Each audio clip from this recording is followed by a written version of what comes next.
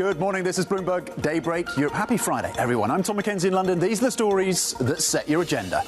Pharma stocks fall in Asia as the US president threatens 100% tariffs. The S&P on its longest losing streak in a month. Traders now await today's inflation print. Donald Trump also announces levies on heavy trucks, kitchen units and upholstered furniture from Wednesday.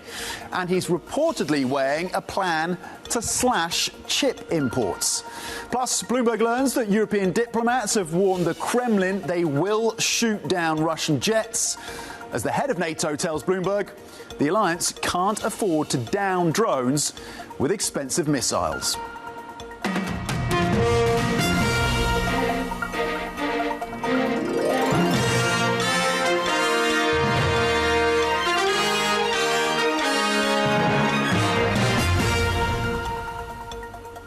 Well, if you thought you were going to have a relaxing easing in to the weekend, then think again, because the news flow is heavy. The wall of worry is building, it seems, for markets, whether it's the uncertainty around the Fed's next steps, whether it's potential increases in inflation and all these additional tariffs that are being promised by President Trump, whether that's on trucks or pharma or even, indeed, the reports around restrictions of chip imports into the US. All of these factors will be weighed by the markets today. 3 straight days of losses for the S&P 500. Today, European stocks, after a similar run of downside, currently pointing higher by 0.2% on the Stocks 50 futures. FTSE 100 futures here in the UK looking to add 19 points. S&P futures stateside, though, pointing lower again by 0.1%. Nasdaq 100 futures off by 49 points. Let's flip the board and have a look cross asset then. We heard from Stephen Miran yesterday and other Fed officials, and that division amongst the FOMC is still clearly there. 417 right now on the benchmark US 10-year. Traders have paired some of their bets in terms of how far and how fast the Fed can go through the end of this year. Just 40 basis points priced in now by the end of 2025. 417 on the benchmark 10-year. Euro-dollar at 116 on softness in the dollar in the session today. Up 0.1% on the single currency. Brent at $69 a barrel, up 0.2%. It's been a strong run for oil, partly down to the pressure coming through from President Trump on the buyers of Russian oil. And spot gold still near those record highs at 3,746.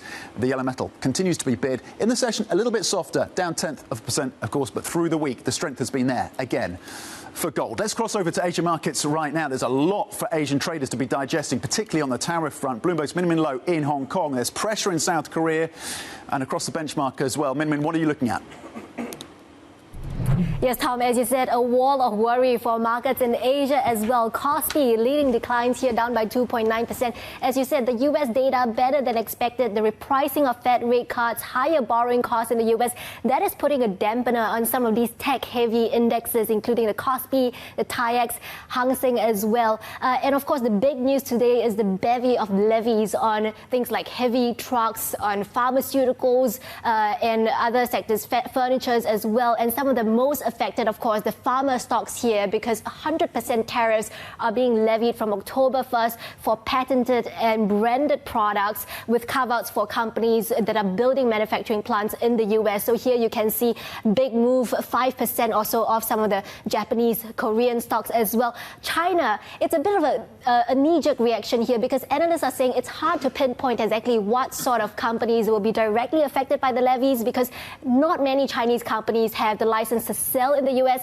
Those that do often have local partnerships with local firms. But here we're looking at Japanese assets as well, because we have the Tokyo CPI out today, 2.5%, far below estimates of 2.8%. So we're seeing the dollar yen here coming down a little bit, but still close to 150. And that's shielding the equity markets. You can see the topics treading water here, certainly performing much better than the other regional benchmarks in the region, Tom. OK, Bloomberg's Min low in Hong Kong with a check on the markets there. The impact, of course, of these additional tariff threats and announcements from President Trump. Min, thank you. So President Donald Trump announcing those fresh round of tariffs, as we've been discussing, targeting then a broad range of sectors. That includes a 100% duty on branded or patented pharmaceuticals starting October the 1st for any company not building a manufacturing plant in America. He also plans to impose levies of 25% on heavy trucks, 50% on kitchen cabinets, and 30% on upholstered furniture. Let's unpack all of this with Bloomberg's Jill Desis. Jill, what more do we know about these tariffs. We are not out of the woods. This is a reminder that President Trump is wedded to the tariff regime and a number of sectors impacted. Yes, that's right, Tom. And I mean, before we dive into these latest ones, I'll also point out that the Commerce Department still has open probes on a variety of other things, including semiconductors and such. So I assure you, we are definitely not out of the woods on tariffs. When it comes to these latest ones, I mean, certainly, we saw those heavy trucks, furniture items, but really the big one to key in on, and I think that this is what you're seeing a little bit of that ripple effect, that worry in Asia about, is these pharmaceutical products. So this comes, it seems, out of a months-long commerce investigation looking at the patented drugs, 100% tariffs. Of course, what that actually means in practice, I think there's still a lot of open questions about here, Tom, because as you mentioned, Trump has pointed out that if it's a company that's in the process of building a manufacturing facility in the United States, they wouldn't be affected. So there's some room there where we're open for some exemptions. But I think until we actually see the details of what this plan looks like, there's a lot that's really unclear about this pharmaceutical tariff. And that is clearly obviously causing concern in Asia, as we were discussing. Jill, do we know, so Wednesday is the date when these are meant to come into force. Do we know how some of these tariffs are going to be actually implemented? Yeah, I mean, that's still a really, really big question, Tom, because it's, there's a lot of devil in the details here, right? Because these are apparently part of this, again, sectoral tariff investigation. I think a really open question that we still really want to know the answer to is whether any country that had already reached a tariff agreement under, some other, some other agreement here would ultimately be affected like this, if this is a stacking tariff kind of a situation. The one that really comes to mind for me is the EU, because the EU and the United States did reach a tariff agreement earlier this summer where they had a 15% levy on pharmaceutical goods. I mean, does that get overridden by some concerns about, this new tariff? Certainly, I think Switzerland would be a pretty big, would be impacted when you're talking about these branded pharmaceuticals here. So I think that there's, some other concerns there about other places in Europe maybe that might be impacted. Out here in Asia, I think Singapore, potentially one of the ones that could be hardest hit. But again, because you've also got these, manufacturing things, this whole thing about, if you're building a manufacturing plant in the United States, I mean, several major drug makers, Johnson & Johnson, Merck, Eli Lilly, have either started or committed to investment plans in the United States. Does this shield them for things come Wednesday? I think, again, all of these really, really big open questions here. OK, Jill Deesis in Hong Kong with that update. Thank you. And the new moves, of course, on the tariff regime out of the presidency of Donald Trump and what that means, of course, for global supply chains. Thank you, Jill. Now, President Trump, meanwhile, has signed an executive order which advances plans for American investors to buy TikTok's US operations. The spin-off cuts ByteDance's stake to less than 20%, as required by the national security law. Vice President J.D. Vance said the deal will value the new US company at around $14 billion, much lower than previous projections of up to $40 billion. Beijing says the US still needs to provide a fair environment for Chinese investors, though Donald Trump says President Xi Jinping has given the deal the thumbs up. This is interesting because I had a very good talk with President Xi, a lot of respect for him. Hopefully he has a lot of respect for me, too. And we talked about TikTok and other things, but we talked about TikTok, and he gave us the go-ahead. It's run by American investors and American companies. To the data front now, out of the US. Revisions to US data show that second quarter GDP growth was higher than previously reported, with consumer spending particularly strong. The adjustment suggests that the Fed, in terms of balancing the risks and that dual mandate, could be shifting back potentially towards inflation. Speaking just before the revision was published, Fed Governor Stephen Miran repeated his call for more rate cuts. My view is not one of enormous economic pessimism. I don't think the economy is about to crater. I don't think the labor market's about to fall off a cliff. However, the neutral rate is drifting down. And as a result of that, it's incumbent upon policy to adjust in response. And the longer that policy stays excessively restrictive, the greater the risks to the downside for the economy.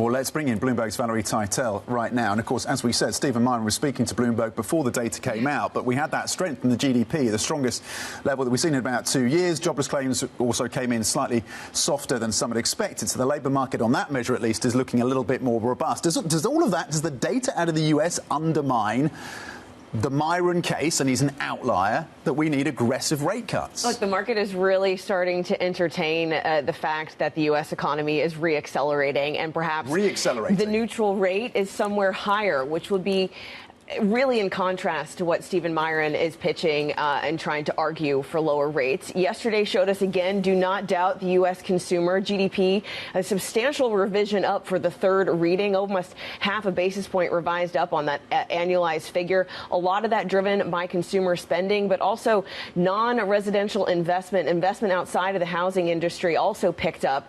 That really did chime with also what we saw out of durable goods, which showed that CapEx spending is broadening out of AI into a more wider manufacturing base. And then you add on to that jobless claims, a steep revision downwards when it comes to the weekly figure, the lowest figure now since July, which again is dousing this narrative that firings and layoffs are starting to grow in the U.S. economy. So it's really put to bed that kind of narrative right now. Yes, we have had weak payroll figures, but it's not chiming with what we're seeing in the weekly jobless figures number, with that number of 218 being the lowest since July. A lot of this has really kind of taken the market by surprise this week. We've had Treasury yields across the curve now at 3-week highs. That 10-year yield came really close to 420 yesterday during the session of trade.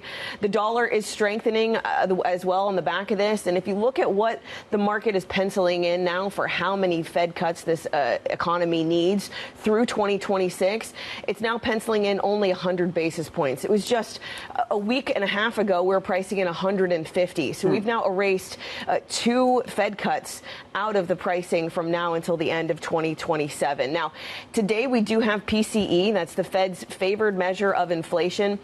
Perhaps this could add some fuel to the fire if it comes in slightly hot on the core month-on-month reading. Again, about this possible reacceleration of core inflation, which we've seen across goods, but most people are just labeling that as a tariff one-off, that is going to be something quickly reversed in the later half of this year. But again, that narrative, I think, could be really shaken up by what we see coming out of the U.S. economy. You tag to all of this, Tom, all the investment we've seen come out of AI, it's really starting to pose questions on whether this U.S. economy needs those immediate rate cuts that Miran is calling for. OK. Valerie Teitel, thank you very much indeed for that update in terms of how to think about the data that's come through from the US and how that ties into some of the Fed speak. Here's what else to think about today then. 9 a.m. UK time. The ECB inflation expectations will come out. We're talking about, and Val was talking about the inflation risks potentially rearing their heads again in the US on the tariff concerns. And again, the view that maybe this is transitory. They haven't used that word yet. But in the European sphere, of course, inflation or maybe deflation is the concern, with inflation below target on some estimates. So that will be interesting. We'll break that for you 9 a.m. UK time in terms of inflation expectations. At 1:30 p.m. UK time then, it is the inflation gauge out of the US that is favoured by the Fed. We will break that for you, of course. PCE data, will that come in hotter than expected? And at 6 p.m. we hear from another Fed official, Michelle Bowman, who's been on the dovish end of the spectrum. Michelle Bowman will be speaking, and we will bring you those lines, of course, 6 p.m. UK time, on the back and following the inflation data that could be consequential. You can get a roundup of the stories you need to know to get your day going in today's edition of Daybreak. Terminal subscribers can go to DAYB Go. And in focus today is that 100% tariff threat on the pharma sector. Coming up, securing the skies, NATO Secretary General Mark Rutte says the alliance is ready to, quote, do the ultimate in order to protect the airspace of members. We bring you that interview shortly. Plus, later in the show, we will be joined by Rachel Delacour, CEO of sustainability platform Sweep.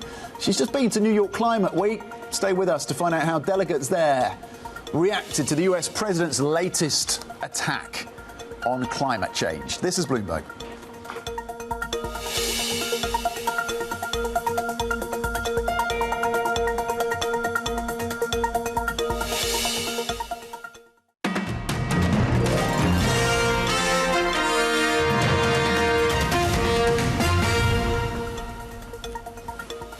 Welcome back to Bloomberg Daybreak Europe. NATO's eastern members have faced a series of violations this month. Russian officials are denying their planes crossed into Estonian airspace last week and said that a separate incident when drones crossed into Poland was the result of an error. NATO Secretary-General Mark Rutte spoke with Bloomberg's editor-in-chief John Micklethwaite about NATO's resolve to defend its airspace. We're still assessing whether the drones in Poland and the fighter jets in Estonia, whether it was intentional. We don't know yet. Yeah. Still being assessed. Of course, with Copenhagen, with Denmark, I spoke with the Prime Minister this morning. There we are also still assessing who was behind this. Also very worrying what happened there, obviously, and we're all working on that. But when it comes to these fighter jets, that's not new. It's bad. It should stop. But our pilots know what to do, and if necessary, they can do the ultimate. There's a difference, though, isn't there? Russian, with the fighter jets, there seems to be quite a clear policy, as you've said, that's been for years. Russian jets should not come into NATO airspace. The drones is much more complicated because there tend to be lots of them. They're hard to defend against it. And there you seem to have a kind of, there's the intentionality problem that you pointed out. Is this on purpose? Isn't it? But another big one is just having the kit to deal with them. Exactly. Because, as I understand it, what would happen at the moment is you might have to use a very expensive missile to shoot down a very cheap drone. Is there a kind of kit problem with this as well? In the short term, yes. And by the way, I was very proud of the Dutch fighter pilot last week who took down, or 2 weeks ago now, who took down these drones in Poland, an F-35 pilot. And it's exactly what we need to do, because first of all, we have to prioritize the safety of our people. Yes. But you're right, it is not sustainable that you would take down $1,000 or $2,000 costing drones with missiles which cost you maybe $500,000 or $1 million. So this is why our Supreme Allied Commander in Europe, together with the colleague working on transformation, all of us in NATO are rapidly developing the technologies, learning from the Ukrainians, and we will start to apply that new technology over the coming weeks and months to make sure that next to the more traditional way to deal with this, we also have this drone interceptor technology at our hands. OK, NATO Secretary-General Mark Rutte there, talking to Bloomberg's editor-in-chief John Micklethwaite. Meanwhile, we've been told that British, French and German diplomats have held a tense meeting with Russian officials in Moscow about those airspace violations. Let's get more from Ben Sills, Bloomberg's managing editor for European economy and government. Ben, what do we know about what was said then between the two sides? Well, I think there were two main messages. First of all, the diplomats are pretty explicit with their Russian counterpart that if these incursions continue, then the NATO governments are prepared to shoot down the Russian planes. They were pretty clear about that. And the second thing, which was interesting, was a point in the conversation. The Russian diplomat in the room said that after initially denying that they were intentional, the Russian diplomat said that this was payback for, or this was tied to Ukrainian attacks on Crimea, which Russia says couldn't have happened without the support of NATO. And therefore, with those comments, the diplomats concluded that indeed this was a deliberate incursion and a deliberate attempt to provoke NATO.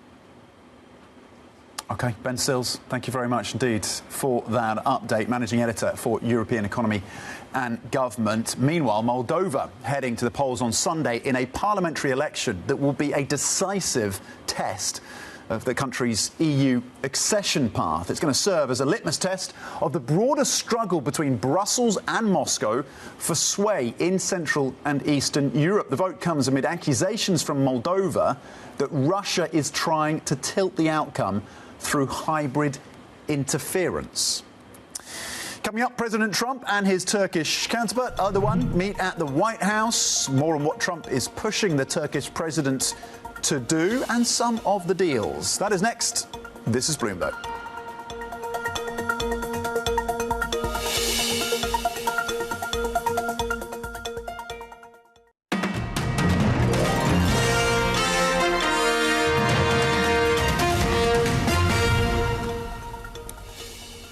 Welcome back to Bloomberg Daybreak Europe. US President Donald Trump has urged his Turkish counterpart, President Recep Tayyip Erdogan, to halt Russian oil purchases. He's also left the door open to Turkey obtaining F-35 fighter jets as the leaders met at the White House. Let's bring in Bloomberg's Jumana Pasecci, who, of course, was watching all this for us. Jumana, what came out of the talks? Was anything decided? Yeah, well, a lot of things were decided, and this was quite an important meeting. The first time President Erdogan actually goes to the White House in 6 years. So a lot was at stake for the Turkish president. And it was always probably going to be a meeting that was centered around transactions. This morning, we got some headlines coming through from Turkish Airlines, the national carriers, saying that they will be buying 50 787 Boeing Dreamliners with a commitment to buy another 25 more, according to a filing release. Not just there, they've also said that they're engaged in negotiations regarding the purchase of another 150 of the 737 MAX models, with a potential 50 optional orders to go on top of that. So all of this suggests that deals were inked when it comes to Boeing. And this is not uncommon with some of the meetings that Trump has conducted with leaders around the world. You saw that with Keir Starmer, with British Airways committing to buy Boeing aircraft, similar with Qatar and Qatar Airways. But also of note, the discussion around F-35, and you spoke about that in the introduction. Now, originally, Turkey were slated to be part of the F-35 Lockheed manufacturing of this key aircraft, but they were kicked out of the program once they bought the S-400 air defense system from Russia. Now, Ankara have always said that they are committed to stay to continue with the S-400s, but that they're willing to compromise on its usage. And perhaps that they were hoping was going to open up the door to be re-included back in the F-35 program once again. Yesterday, President Trump said, it depends. We may consider it. And then, quote, Erdogan is going to do something for us, without providing any more details on exactly what that meant. But he could be referring to the fact that he referred to Turkey's ongoing purchases of Russian oil. Just to remind viewers, last year, about 66% of the oil that was imported by Turkey came from Russia. About 40% of their natural gas imports came from Russia. This is a NATO member. So President Trump calling out some of the paradox of that situation there, urging Turkey to reduce their purchases of Russian oil. And in fact, Turkey also announced recently that they had signed a 20-year contract with U.S. trading house Mercuria Energy for a 20-year LNG deal, and perhaps looking to diversify sources away from Russia. So yes, a lot of deals on the table, a lot of transactions, and you could say for President Erdogan, quite a successful trip optically as he goes back home, and with everything that's happening domestically, averted what could have been, and in the case of some other leaders, quite a testy meeting with President Trump. Yes, indeed. And to your point, the first visit in 6 years. I had no idea how much oil they imported from Russia still. Let's see if the Turks adjust, and if Turkey and President Erdogan adjust on the back of this conversation and meeting with President Trump.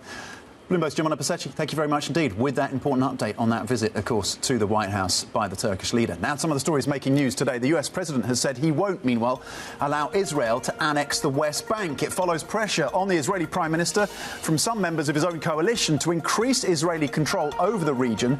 That's after more countries formally recognized Palestinian statehood. Former FBI Director James Comey has been charged with lying to Congress and obstruction related to testimony he gave in 2020. If convicted, he could face up to 5 years in prison, the Justice Department said in a statement. Comey has clashed with President Donald Trump for years, and this move accelerates Trump's push for legal action against his perceived political enemies. Comey has denied the charges.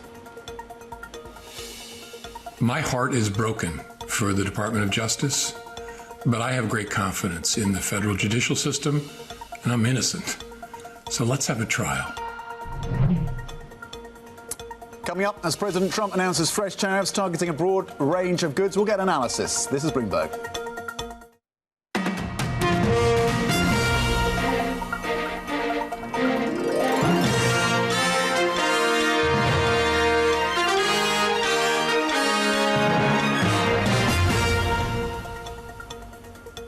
Good morning, this is Bloomberg Daybreak Europe. I'm Tom McKenzie in London. Happy Friday. These are the stories that set your agenda.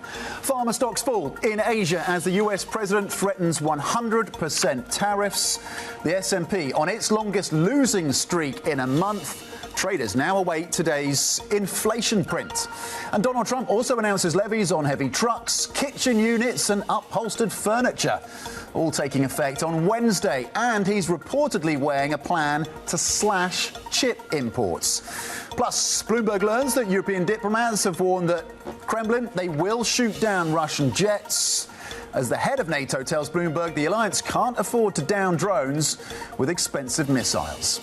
Let's get to the markets then. 3 straight days of losses for the S&P 500 and European stocks. Today, though, European futures, despite all the uncertainty around tariffs and question marks about the Fed's next steps, European futures pointing higher by 0.3%, looking to snap that losing streak. FTSE 100 futures also pointing to gains of 17 points.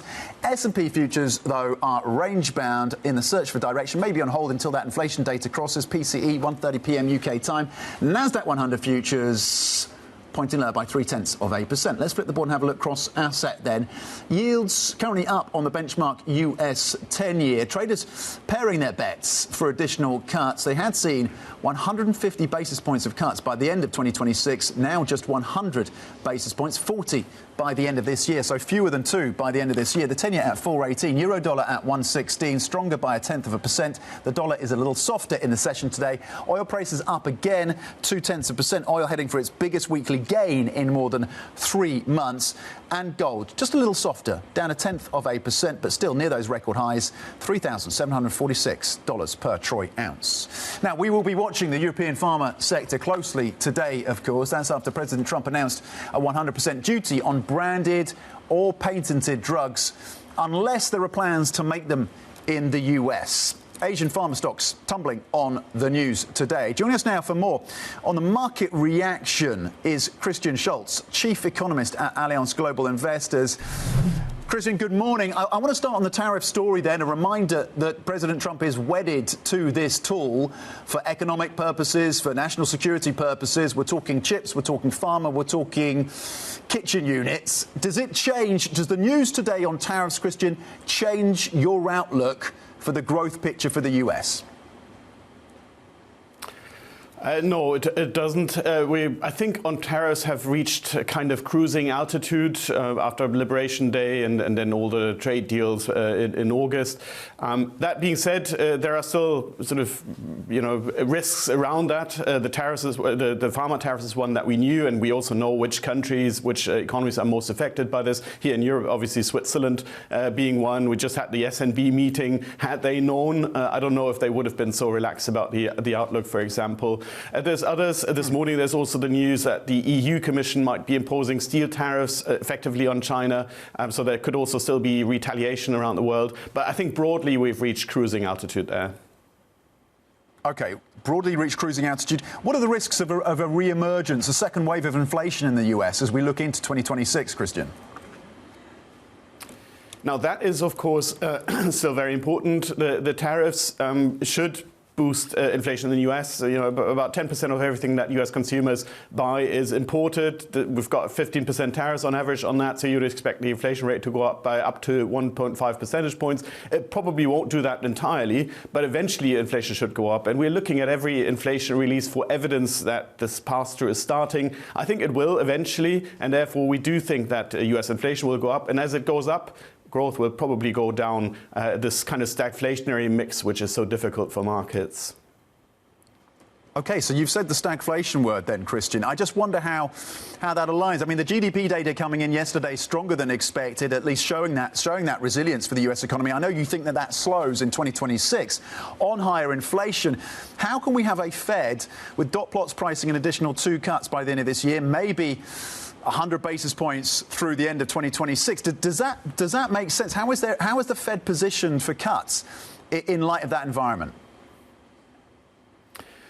I think the Fed is walking a very a tightrope, a very fine line here. They have to strike a balance between, stagflation. I talked about stagflation, which is lower growth and higher inflation. But this higher inflation is what we call a supply shock, right? It's a one-off. You can look through it to a degree, and you can react to the negative growth a little bit more. And that's, I think, what the Fed is doing at the moment. But it is a fine line because, let's face it, the American inflation rates have been above target, well above target for years now. There is this risk always that another inflationary shock will push inflation expectations up and de-anchor them and make it very difficult to get inflation back under control in the long run. So the Fed, I think, at the moment is still seen as doing a kind of insurance cut round, and that is good for financial markets, that is good for equity markets. But again, it's a very fine line. They have to react if things are not going their way. How should investors, Christian, be thinking about the divergence that we're seeing, pretty pronounced now, between the Fed and the ECB on monetary policy? Yeah, it was remarkable over the last couple of weeks, wasn't it? This reaction function that we saw. We've got the ECB forecasting inflation below target for the next couple of years. And in December, when we get the 2028 forecast, they will also be below target. And yet they are saying the disinflation process is over and this is all fat finger stuff and we want to cut any further. And we've got the Fed forecasting inflation above target for the entire forecasting horizon and cutting interest rates. Of course, starting points matter, but we do have this divergence between the two. One of the two is likely to make an error. I still think that the Fed is more likely to, or more at risk of making an error here than the ECB, but both could be making an error in opposite directions, and we should be protecting ourselves against those errors when we invest. What is the fixed income trade then? Has the steepener trade got further to run in the US? We think so. We are generally long duration still because of lower growth and because of the rate cuts. But we have steepness, we have inflation protection as well in the US, just to protect ourselves a little bit against these risks from Fed losing control of inflation, also from debt concerns. That there's still auctions that could be derailed here and there, which we're taking out protection against. And we prefer European bonds, for example, compared to US Treasuries. Christian, can I get one last question to you on gilts, given the relatively weak demand for debt sales out of the UK this week? Are the markets underpricing or overpricing fiscal risk in the UK? Tricky one. We had a base case for a long time that the UK gilts would outperform because of a commitment to fiscal discipline, but that is becoming more and more difficult, I think. So we've taken that out. We're a little bit more skeptical on the UK, by the way, not just on gilts, but also on sterling. Okay, Christian Schulz, Chief Economist at Allianz Global Investors. Thank you very much for those insights on the UK, the ECB, the Fed, and the stagflation risks for the United States. Christian, we appreciate it. Have a great weekend. Meanwhile, the UK bond market, as I mentioned, could present another challenge for Prime Minister Keir Starmer when the Labour Party's annual conference kicks off on Sunday. That's as gilt market sentiment remains brittle, given the UK's fiscal challenges that we just touched on there, and with long-dated yields nearing multi-decade highs. Let's bring in Bloomberg opinion columnist Rosa Prince for some reaction and context around this. So, Rosa, there is a lot for Keir Starmer to have to think about going in to this party conference. It's a challenging setup. It really is, yeah. He's had a horrible couple of weeks. To start with, he's had all those kind of own goals, a series of resignations from his government, including the Deputy Prime Minister, Angela Rayner, and his US Ambassador, Peter Mandelson, to the extent that some of his MPs are openly talking about toppling him, replacing him with Andy Burnham, the Mayor of Manchester, who is rather left-wing and has talked about changing the fiscal rules, which I think is part of the reason those markets are getting jittery. Then he's got the rise of the Reform UK party. This is the quite right-wing party aligned with the MAGA Trump movement that are leading in the opinion polls and again making those Labour MPs think, is he the right person to lead us? And going forward, you've got the budget coming down the line, a very difficult budget coming at the end of November when he's got this huge black hole in the public finances. 20 to 30 billion is the rumour, and no real direction so far on how he's going to make all the sums add up. So I think he's also going to have to use his conference to start laying the ground for that and give some direction about how he sees the public finances going forward. And Rose, on the politics, there's reporting from our own team suggesting that he's going to lay out the Prime Minister a progressive case for his premiership. What would that look like? Yeah, well, I think we should see that in the context of the threat from reform. So he's going to be talking today, actually. He's making a big speech to a progressive gathering where he's going to be talking about making a positive case. He's going to accuse reform of exploiting the fears of the working classes. And on the policy front, one thing he's going to unveil is an idea for Britain to have ID cards for the first time. Britain is one of the only countries in Europe that doesn't have an ID card. This will be a digital ID card, and he will very much put it as part of the tool towards stopping illegal immigration, because that is the big thing that reform has kind of flamed up over this summer, talking about concerns about small boats and illegal immigration. And he will say that this will be a digital ID, that people will be able to prove their right to work in the UK before they can get employment. And that is a way to stop illegal immigrants, seeing Britain really as a soft touch compared to other countries. OK, Bloomberg's opinion columnist Rosa Prince with a fantastic setup ahead, of course, of the party conference for the governing Labour Party and how the Prime Minister may look to navigate some of those challenges and reset his agenda. Now to some other stories making the news this Friday. To the auto sector, where Volkswagen is temporarily shutting down 2 of its electric vehicle factories in Germany because of weak demand. An electric Audi plant will close for a week in October, while Bloomberg understands that a factory which makes the ID models will close for several days. And Bloomberg has learnt that Airbus is increasingly pessimistic about overcoming differences with Dassault Aviation regarding their joint effort to develop a next-generation fighter jet. Airbus is pushing for a government-brokered resolution by the end of the year. It still believes in the future combat air system and could seek another partner. Dassault is pushing for a leading role on the programme, citing its expertise in this area, which deviates from the previous accord that gave the 2 firms a more balanced say. And hedge fund manager David Einhoen is sounding the alarm on AI spending, warning that it may destroy vast amounts of capital, even if the technology itself proves transformative. The Greenlight Capital founder says the trillion-dollar build-out by companies is so extreme that investors may not see the payoffs they anticipate. He adds that, quote, "I'm sure it's not zero, but there's a reasonable chance that a tremendous amount of capital destruction is going to come through this cycle." Coming up, in the week that Donald Trump told world leaders that climate change was a con job, which is factually not true, of course, we're going to discuss how ESG is fighting back. Sweep CEO Rachel Delacour joins us next. This is Bloomberg.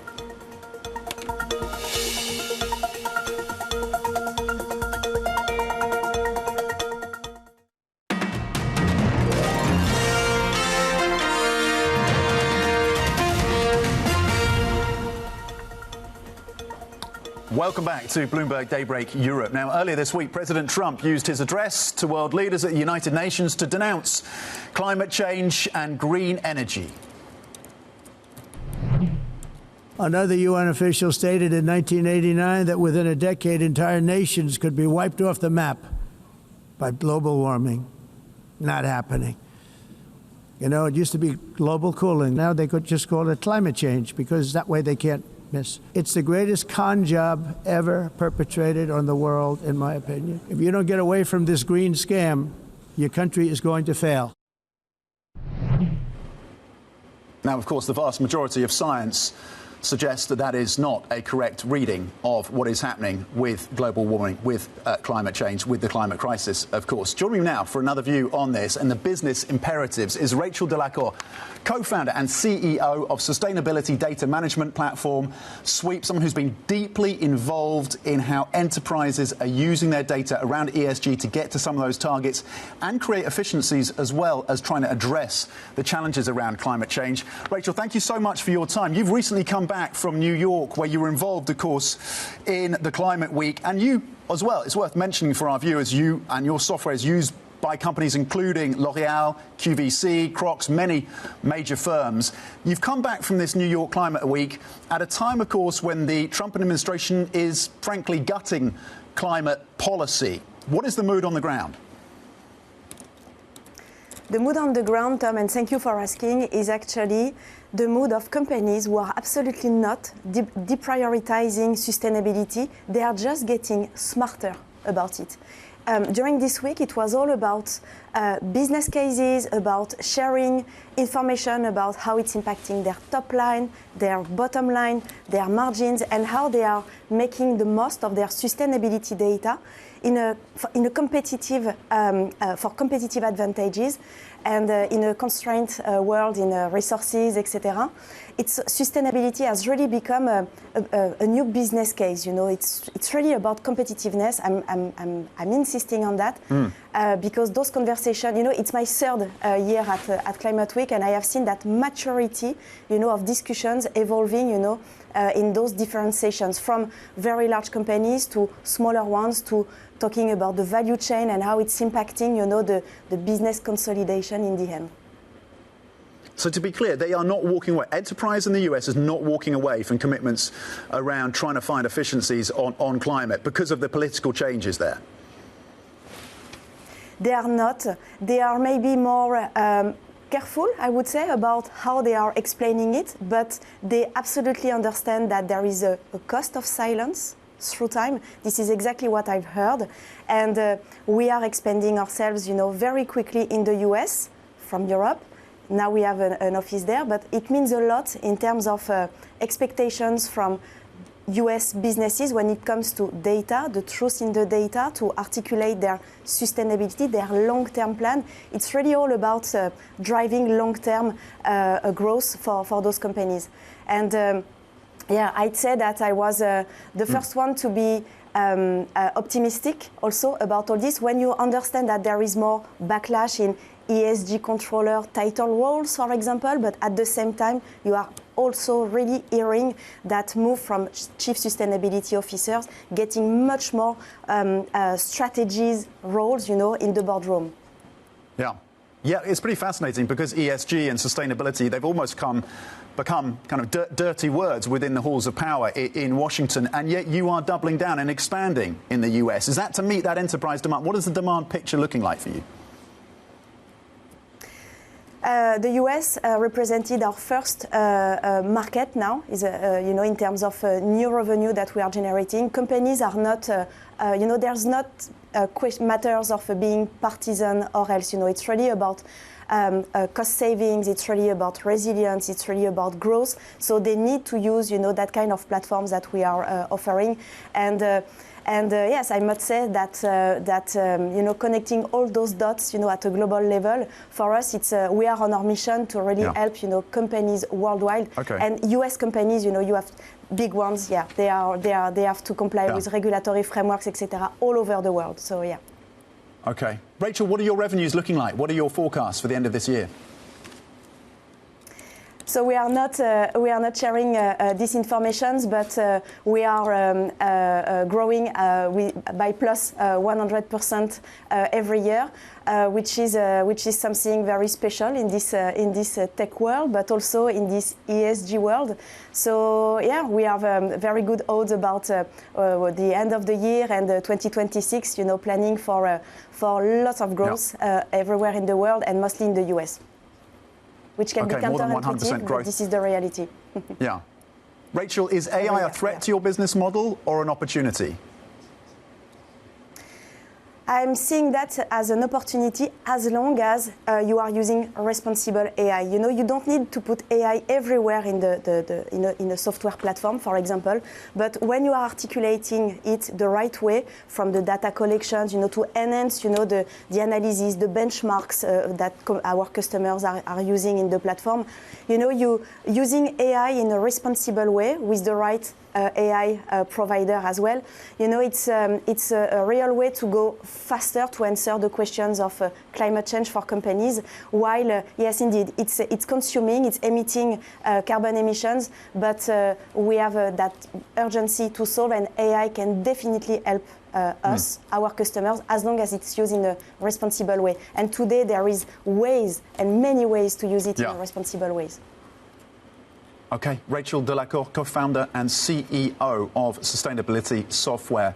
Thank you very much indeed for your time and for that update on the business and what you're seeing on the ground in terms of the demand enterprise in the US for some of those solutions Talking of energy, but of a very different type, oil, of course, and oil imports into Hungary. The Hungarian Prime Minister, Viktor Orban, speaking to local radio, and this is in response, of course, to President Trump putting pressure on European nations to cut back on their purchases of Russian oil. And, of course, Viktor Orban is seen as an ally of President Trump, but he has said that Hungary's economy would be ruined without Russian energy. Orban saying that they will be sticking to Hungary's interests on Russian energy. And I'm quoting from Orban, Hungary need not agree with Trump on Russian energy buys. So we'll see what President Trump's response to that is. And it's a reminder of the tensions at the heart of Europe as well on the topic of Russian energy. There's plenty more coming up. Stay with us. This is Bloomberg.